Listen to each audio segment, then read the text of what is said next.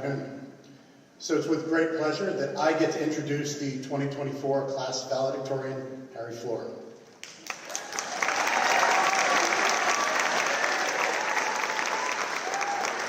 So here we are on June 1st. It's the first day of hurricane season. If Harry's GPA were captured on the wind scale classification, it would basically be a category 5.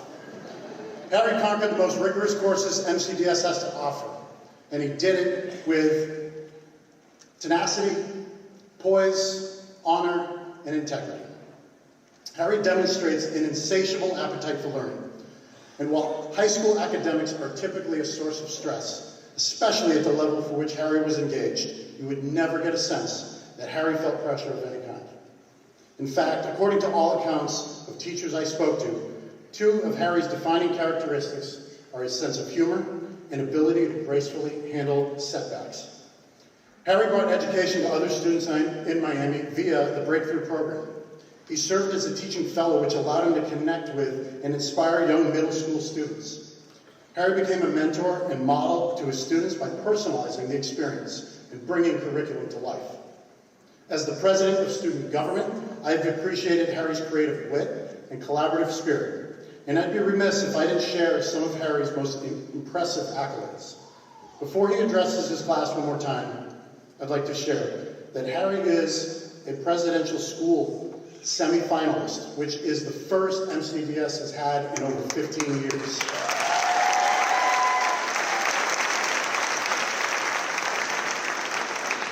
He's also a National Merit finalist. And Harry was recently offered the National Merit University of Florida Scholarship.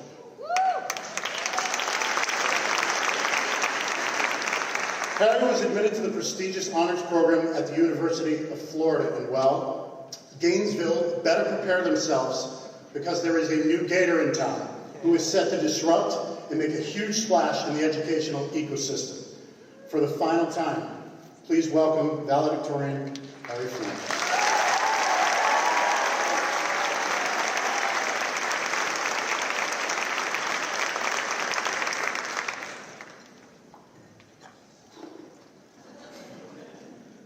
First things, thank you very much.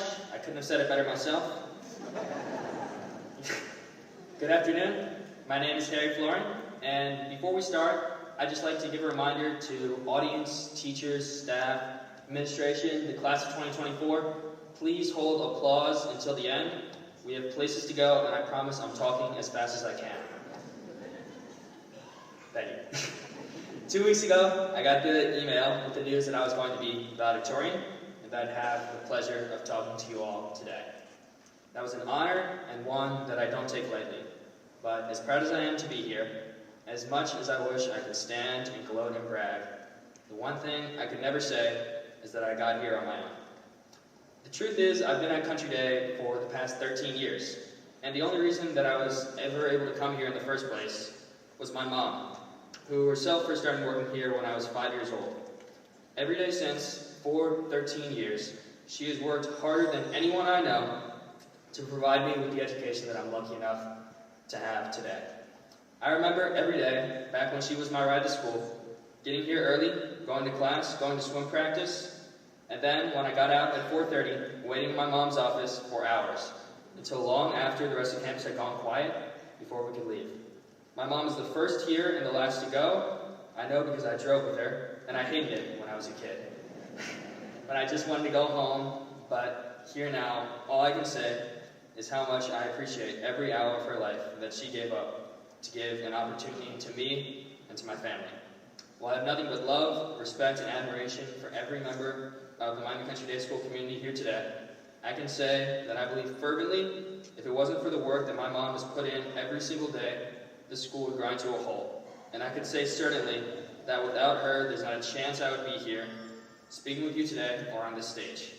The same is true for my dad, since I was a kid, has always inspired me to push myself, who has my whole life never put a limit on who or what I could be, and who still inspires me today. And it's true for my brothers, who are here today, who have taught me everything that I know. And for my teachers, and for my classmates.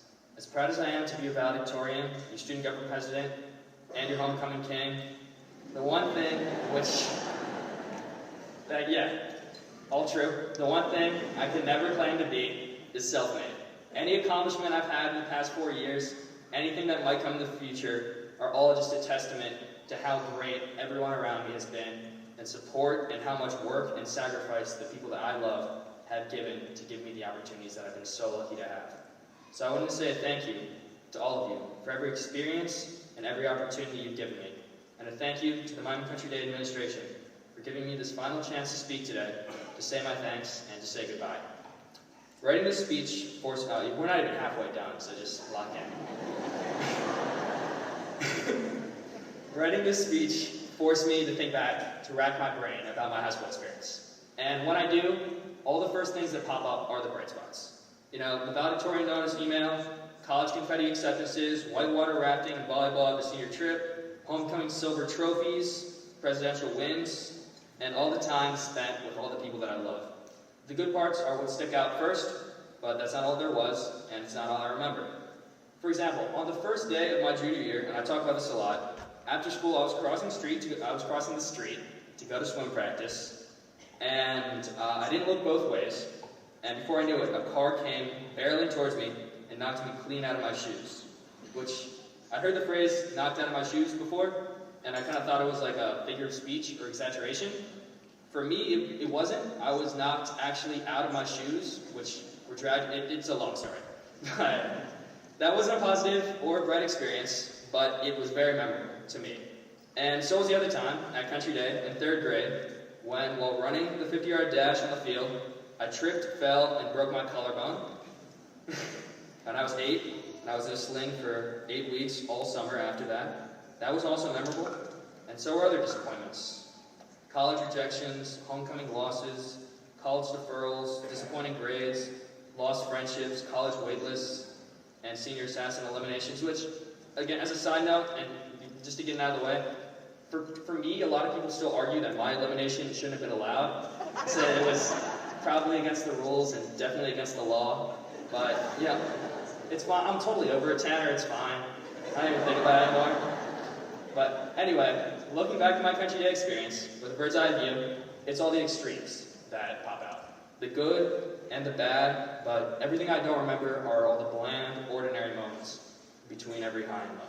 All the lectures, study sessions, tests, everything that in the moment felt so urgent and so necessary.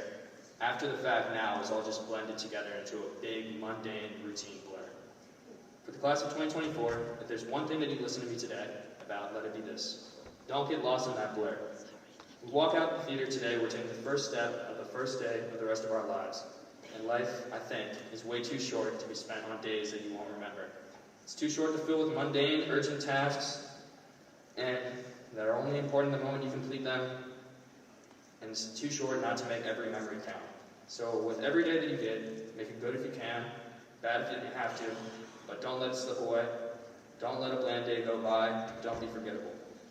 Life will get a lot more uncertain, I'm guessing. I've known and gone to school with the same 100 people, they're right over there, for the past decade, and next year that won't be true. The future is uncertain, but I can tell you this. 4 years ago, our high school started online in the middle of the pandemic, and today we're graduating. I can tell you we made it through COVID, we made it through political turmoil, we made it through car crashes, college decisions, and getting shot in a Empower bathroom by Tanner Center. The future is uncertain, but I would not bet against this class. So wherever you're going next, always know you will never be alone. Don't be afraid not to be self-made. Never be afraid to ask for help when you need it. There will always be someone who's willing to answer. When you walk across the stage today, and when you walk out the door, remember to make the most out of every opportunity you have. Don't take any sacrifice lightly. Always look both ways before you cross the street. And don't forget to spend every single day you get living the kind of life you want to remember. To my parents, my teachers, administrators, and the class of 2024, you gave me a high school experience that was worth remembering. For that, and for everything else, thank you, God bless you, good luck, and goodbye. I'm going to miss you next year, and I'm always going to miss our school. I love you guys. I'll see you at the reunion. Go Gators, you can clap now.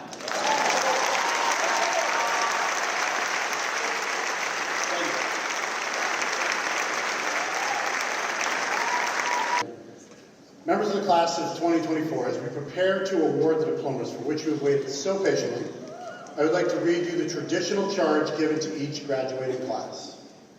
I charge you, as you leave Miami Country Day School, to remember that you are educated.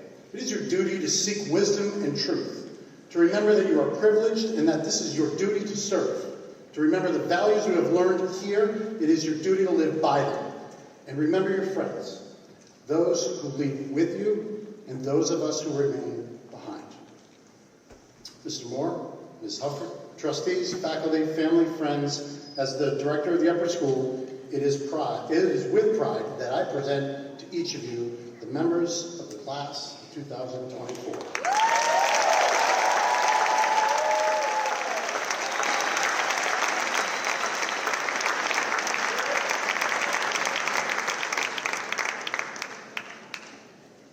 Harry William Florin, diploma presented by Alice Florin.